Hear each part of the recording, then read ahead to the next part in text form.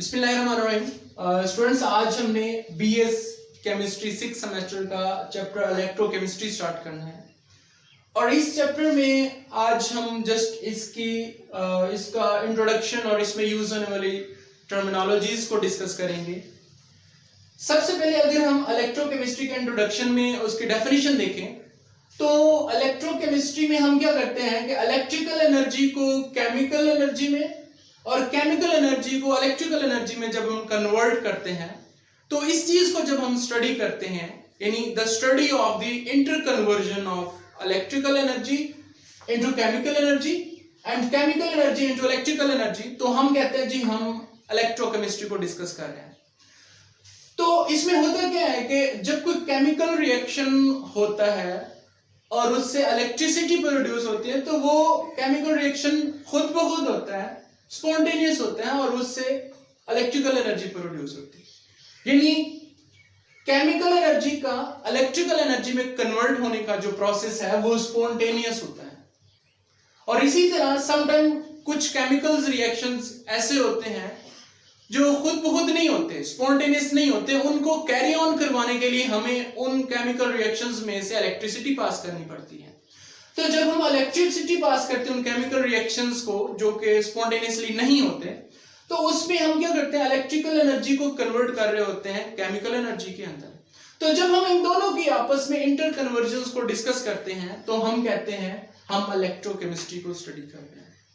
तो उसमें यूज होने वाली इलेक्ट्रोकेमिस्ट्री के अंदर यूज होने वाली जो सबसे मेन दो टर्मिनोलॉजीज हैं, जो सबसे बेसिक टर्मिनोलॉजीज हैं, वो है ऑक्सीडेशन और रिडक्शन।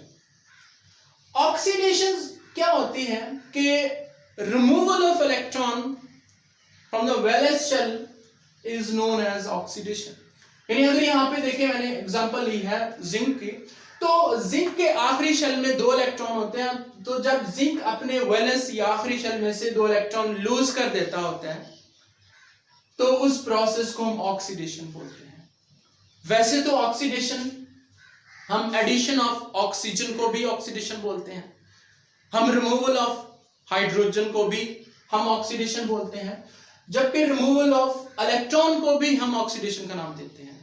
इसी तरह रिडक्शन में हम क्या करते हैं कि जब किसी आयन के अंदर हम इलेक्ट्रॉन ऐड करते हैं तो उस प्रोसेस को हम रिडक्शन का नाम देते हैं। यहां पे मैंने एग्जांपल लिया है, इसमें कॉपर आयन के अंदर हम अगर इलेक्ट्रॉन ऐड करें, कॉपर आयन के ऊपर +2 चार्ज है, तो इसका मतलब है यहाँ पे 2 इलेक्ट्रॉन की कमी है।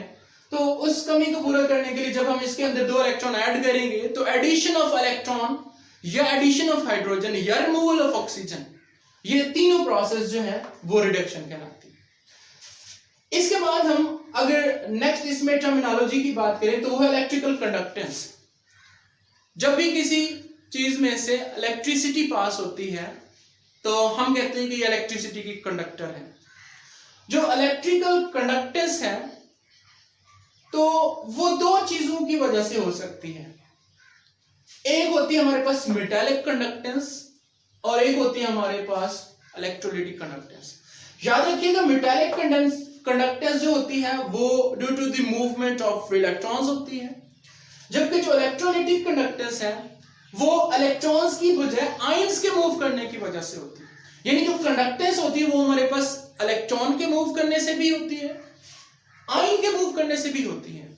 जब इलेक्ट्रॉन्स के मूव करने से कंडक्टेंस होती है तो उसको हम मेटालिक कंडक्टेंस बोलते हैं, और जब आयंस की वजह से करंट प्रोड्यूस होता है तो हम उसको इलेक्ट्रोलाइटिक कंडक्टेंस बोलते हैं। याद रखिएगा, मेटालिक कंडक्टेंस मेटल्स के अंदर होती है। यानी अगर आपके पास कोई मेटल है और उसमें से करंट प्रोड्यूस हो रहा है तो इसका मतलब ये होगा कि उसमें करंट की वजह उसके अंदर मूव करने वाले इलेक्ट्रॉन्स हैं। जबकि इलेक्ट्रोलाइटिक कंडक्टेंस के अंदर हमारे पास कोई भी आयनिक कंपाउंड हो सकता है, जैसे वो एसिड्स भी हो सकते हैं, बेसिस भी हो सकते हैं, सॉल्ट्स भी हो सकते हैं। तो जब इन तीनों में से कोई चीज हमारे पास और उसका हमें लिक्विड फॉर्म में हो, चाहे हम उसको फ्यूज करके हमारे पास वो लिक्विड बनाया हमने, या हमने उसका एक्वस सोल्यूशन बनाया, तो जब एसिड, बेसिस या सॉल्ट, इन तीनों में से कोई भी आयनिक कंपाउंड जब आयनिक फॉर्म में होती है तो वो आयंस इस फॉर्म में मूव कर सकते हैं। और इस केस में हमारे पास जो कंडक्टेंस होगी वो इलेक्ट्रोलाइटिक कंडक्टेंस होगी। अगर आपके पास कोई आयनिक कंपाउंड सॉलिड फॉर्म में है तो डेफिनेटली सॉलिड फॉर्म में हमारे पास कोई भी आयनिक कंपाउंड होगा तो उसमें पॉजिटिव और नेगेटिव आयंस आपस में इलेक्ट्रोस्टैटिक फोर्स ऑफ अट्रैक्शन की वजह से, आयनिक बॉन्ड की वजह से वो एक दूसरे के साथ कंबाइंड हुए होंगे। जब तक आयन पॉजिटिव और नेगेटिव आयन आपस में कंबाइंड हुए होंगे तो डेफिनेटली वो फ्री टू मूव नहीं होंगे। कंडक्टेंस के लिए या करंट फ्लो करने के लिए जरूरी है कि वो जो पॉजिटिव और नेगेटिव आयंस हैं वो सेपरेट होने चाहिए, वो फ्री टू मूव होने चाहिए। तो उसके लिए हमारे पास दो मेथड होते हैं कि या तो हम उस सॉलिड आयनिक कंपाउंड को इतने टेम्परेचर तक गर्म करें कि वो हीट, इतने टेम्परेचर तक हीट करें कि वो मेल्ट होकर लिक्विड में कन्वर्ट हो जाए। जब आप किसी सॉलिड चीज को, किसी सॉलिड आयनिक कंपाउंड को मेल्ट करके, पिघला के जब आप उसको लिक्विड फॉर्म, उसके आयंस में कन्वर्ट करते हो तो उस प्रोसेस को हम फ्यूजन भी बोलते हैं।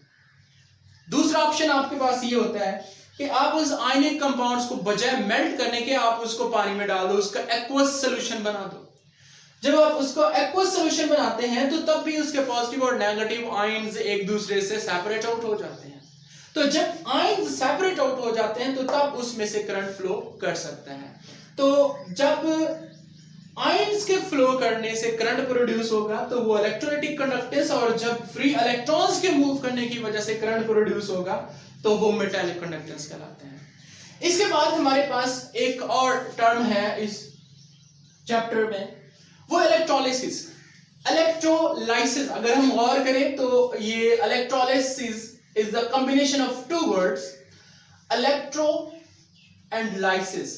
lysis का मतलब होता है टूट जाना, ब्रेक डाउन करना, और इलेक्ट्रो का मतलब है इलेक्ट्रिसिटी पास करनी है। यानी इलेक्ट्रोलिसिस हम तब करते हैं जब आपके पास कोई ऐसा केमिकल रिएक्शंस होता है जो नॉन स्पॉन्टेनियस होता है, वो स्पॉन्टेनियसली नहीं होता। यानी फर्ज करें आपने सोडियम क्लोराइड को क्लोरीन गैस और सोडियम मेटल में कन्वर्ट करना है, तो ये रिएक्शन खुद ब खुद नहीं होगा। यानी अगर खुद ब खुद नहीं होगा तो ये नॉन स्पॉन्टेनियस रिएक्शन होगा। इस नॉन स्पॉन्टेनियस रिएक्शन को कैरी ऑन करवाने के लिए हम क्या करेंगे, इसमें से इलेक्ट्रिसिटी पास करेंगे। यानी ये एक्चुअली इस केस में हम क्या कर रहे हैं, हम ये वाला प्रोसेस करेंगे, इलेक्ट्रिकल एनर्जी को केमिकल एनर्जी में कन्वर्ट कर रहे हैं। यानी नॉन स्पॉन्टेनियस रिएक्शन है जो खुद नहीं हो रहा, और हमने इस रिएक्शन को कैरी ऑन करवाने के लिए क्या करना है, उसमें से इलेक्ट्रिसिटी पास करनी है। तो जब भी आप कोई केमिकल रिएक्शन करवाते हो, उसमें से बिजली पास करते हुए, इलेक्ट्रिसिटी पास करते हुए, तो उस प्रोसेस को हम इलेक्ट्रोलिसिस बोलते हैं। अगर हम इसकी डेफिनेशन देखें, the process in which electricity is used to carry non spontaneous reaction, उस प्रोसेस को हम इलेक्ट्रोलिसिस बोलते हैं। इसी तरह एक टर्म है आयोनाइजेशन। आयोनाइजेशन क्या मतलब होता है कि the process in which ionic compounds fused or dissolved in water split up into charged particle called ions। यानी जब आप किसी आयनिक कंपाउंड को उसके आयंस में कन्वर्ट करते हो तो वो प्रोसेस आयोनाइजेशन कहलाता है। यानी the conversion of ionic compounds into ions is termed as ionisation. अब आयोनाइजेशन के लिए मैंने आपको अगेन बताने जा रहा हूं। आपको दो मेथड मैंने बताए हैं कि आप किसी भी आयनिक कंपाउंड्स को आयंस में दो तरीकों से कन्वर्ट कर सकते हो। पहला तरीका मैंने आपको अभी थोड़ी देर पहले भी बताया कि आप उस आयनिक कंपाउंड को क्या करो, हीट करो। जब आप उसको इतना हीट करोगे, उसके मेल्टिंग टेम्परेचर तक, मेल्टिंग पॉइंट तक आप उसको हीट करोगे, तो वो जो सॉलिड सब्सटेंस होगा, सॉलिड आयनिक कंपाउंड होगा, वो आयंस में कन्वर्ट हो जाएगा। एक तरीका तो ये है। दूसरा तरीका ये है, अब इसका अगर हम सोडियम क्लोराइड को हम अगर मेल्ट करें तो ये तकरीबन कोई 708 डिग्री तक अगर हम इसको हीट करें तो सोडियम क्लोराइड जो है वो अपने आयंस में कन्वर्ट हो जाता है। या दूसरा तरीका ये है कि हम अगर इतना इसको टेम्परेचर पे हीट नहीं कर सकते तो हम इसको पानी के अंदर, वाटर के अंदर डिसॉल्व कर लें। जब हम किसी आयनिक कंपाउंड्स को, किसी भी आयनिक कंपाउंड्स को हम वाटर के अंदर डिसॉल्व करते हैं तो वो हमेशा स्प्लिट्स होते हैं अपने आयंस के अंदर। तो इस तरीके से भी हम इसको आयन के अंदर कन्वर्ट कर सकते हैं। तो इस प्रोसेस को हम आयोनाइजेशन। तो ये कुछ बेसिक टर्मिनोलॉजीज थी जो इसके आज इंट्रोडक्टरी लेक्चर्स में हमने देखी।